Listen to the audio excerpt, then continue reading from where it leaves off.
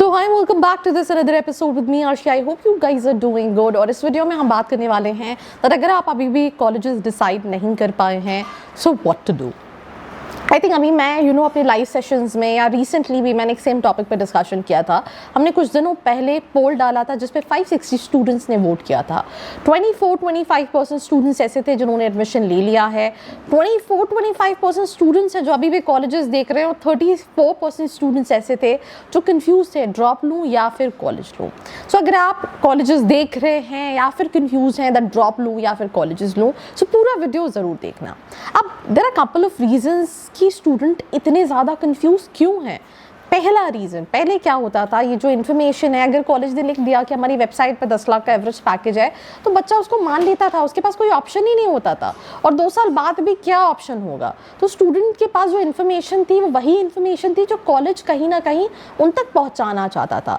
With online mediums, with YouTube, with Instagram, with creators, अब उनको कहीं ना कहीं पता चल जाता है कि इन रियल प्लेसमेंट्स क्या हैं कॉलेजेस के. And that is one of the reasons कि वो बहुत ज़्यादा कन्फ्यूज़ है कि यार मैं 15 लाख रुपए लगा रहा हूँ, 17 लाख रुपए लगा रहा हूँ, 20 लाख रुपए लगा रहा हूँ, पता चले 4 ही लाख का एवरेज पैकेज है या कुछ है ही नहीं.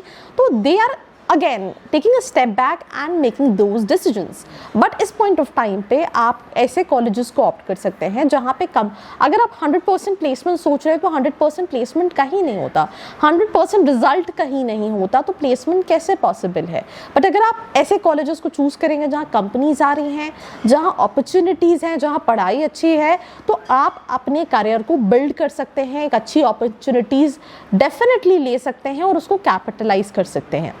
अब आपके दिमाग में क्वेश्चन होगा कि ये कैसे पता चलेगा. तो that what I said initially कि हम सोशल मीडिया के टाइम पे रह रहे हैं, हम ये सारी इन्फॉर्मेशन बहुत इजीली मिल जाती है. नीचे व्हाट्सएप कम्युनिटी अगर आप वहाँ ज्वाइन भी करते हैं तो वहाँ पे भी ऐसी बहुत सारी इंसाइट्स हम डालते रहते हैं. या फिर नीचे जो प्रोफाइल एनालिसिस फॉर्म दिया है इसको फिल करके भी आप डिटेल्स ले सकते हैं. या फिर स्टूडेंट्स से इंस्टाग्राम पे, लिंक्डइन पे कनेक्ट करके अपनी रियलिटी चेक कर सकते हैं. अब दूसरा पॉइंट, ऐसे स्टूडेंट जिनको समझ में नहीं आ रहा कि यार मैंने 4-5 कॉलेजेस देखे हैं, सबके प्लेसमेंट सेम है, which one two opt, right. वो जो अंदर से फीलिंग कहती है ना यार यही वो बंदी है या यही वो बंदा है, वैसी वाली फीलिंग कॉलेज को लेके आ नहीं रही. Yesterday I was discussing with the brother of a student and he was very concerned. He's passed out from a very good college, tier 2 category of college which is known for marketing. He has couple of options in his list, but again वो जो एक अंदर से surety होती है ना कि ठीक है इतनी फीस लगा रहा हूँ या फिर इससे बेहतर मैं राजस्थान का रहने वाला हूँ तो should I look for a college in Rajasthan, या फिर मुझे दिल्ली में ही जाना चाहिए. तो ऐसे स्टूडेंट्स भी हैं. एक और स्टूडेंट जिसका कल मैंने मॉक इंटरव्यू लिया, तो he has 4-5 colleges what he already applied. He even visited those colleges, but उन कॉलेजेस में ऐसा नहीं कि सब नेगेटिव फीडबैक्स थे, पर जो फीडबैक्स थे वो काफ़ी सिमिलर थे.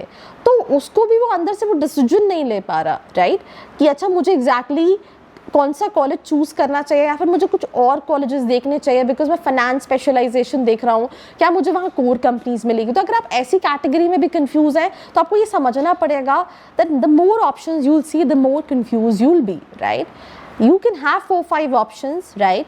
You can analyze those among all those 4-5 options, right? Be realistic when it comes to placements. अब जैसे बच्चा कह रहा है कि मैं फाइनेंस देख रहा हूँ बट फाइनेंस में कॉलेज में उतनी कोर जॉब्स नहीं आती. But I will be really honest you, अगर आप कोर बात करें जैसे फाइनेंशियल एनालिसिस की, तो ऐसा नहीं है कि सारे बच्चों को वही जॉब मिलेगी, राइट.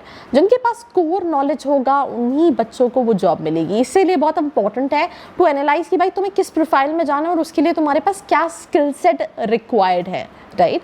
तो आप के पास जो ऑप्शन है या फिर अगर आप और ऑप्शंस देखना चाहते हैं, यू वांट अ पूर्णविराम, if I am not wrong with my Hindi, तो अगेन कोई हेल्प लगती है तो आप अपने पेपर पे अपने पॉइंट्स लिख सकते हो, शॉर्टलिस्ट कर सकते हो, बट उसके बाद भी आपको हेल्प लगती है तो आप डिस्क्रिप्शन में फॉर्म है फिल करके डिटेल्स ले सकते हो. तीसरी इंपॉर्टेंट चीज़ कि भाई अभी अप्लाई ही नहीं किया, आई एम नॉट श्योर कि भाई कौन सा कॉलेज डिसाइड करूँ, MBA करूँ या नहीं करूँ.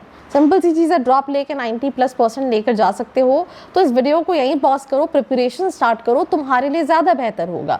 पर अगर तुम्हें लगता है कि मैं कैट दे दूंगा, मैं जैट दे दूंगा, जैसे मैं एक लड़की से बात करी थी, उसने मैट का एग्जाम दिया था, मैट का एग्जाम देने वाली थी, बट उसने प्रोफाइल बेस्ड जो कॉलेजेस भरे थे उनमें से सब जगह सिलेक्शन हो गया था because she was a smart kid. I also interacted with the same. तो कहती है मैं ड्रॉप ले रही हूँ. मैंने बोला क्यों? कहती है मैं नेक्स्ट ईयर सीमैट दूंगी, सीमैट के थ्रू मैं IMT, IMI कोलकाता और बिमटेक जैसे कॉलेजेस टारगेट करूंगा. मुझे नहीं लगता कि इन कॉलेजेस उसके लिए ड्रॉप लेने का कोई सेंस है?